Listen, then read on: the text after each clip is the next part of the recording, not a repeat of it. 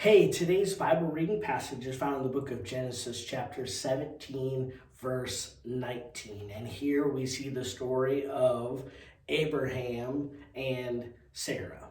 Abraham was promised this great nation would be born through him. But yet Abraham tried to let circumstances change, and he thought he was in control of circumstances, and him and his wife Sarah, who was barren, weren't having children. And so Abraham thought, well, okay, maybe I'm supposed to have this child through someone else. And Abraham and Sarah decided, okay, let's give Hagar to Abraham. Hagar was Sarah's maidservant, and so they agreed, and Hagar would get pregnant, and Hagar would bear a son named Ishmael. But that was not God's plan. And so chapter 17, we see here God coming to Abraham, and he said, Abraham, that's not the covenant that I wanted, and I am going to bear you a son through Sarah. And in verse 18, we see your wife Sarah will become pregnant. It's interesting because Abraham at this time is 99 years old and Sarah is 89 years old, and she is barren. And the scripture tells us that they both laugh and they think there is no way that we can have children, that Abraham and Sarah would have a son. And yet God says, I will allow Sarah to bear a son, and you shall call him Isaac. And Isaac literally means laugh. This laugh of who, when what God can do, and he laughs is what Isaac means. And he says, and I will establish my covenant with him, and it will be an everlasting covenant for his descendants after him.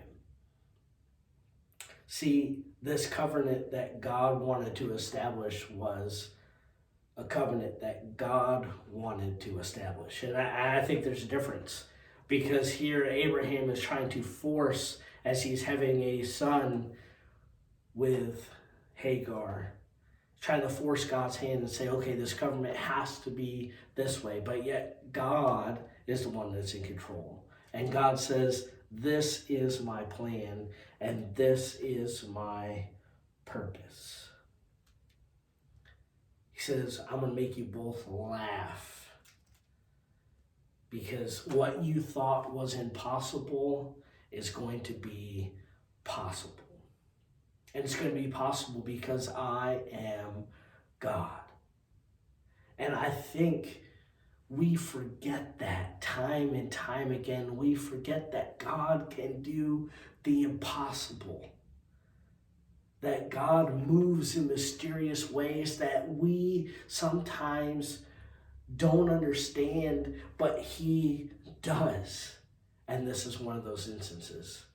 God said, this is my plan. This is who I'm going to establish my covenant with, and it's going to go through Isaac, this child that is going to be born of you, where people see that there is the impossible, but yet I'm going to make it possible.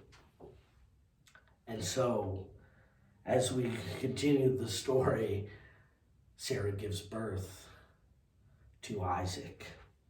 And that Isaac establishes this covenant with God. And may we be reminded today that God's plan is better than our plan. That God's plan and purposes are better than anything we can ever come up with. And may we remember that God works in the impossible.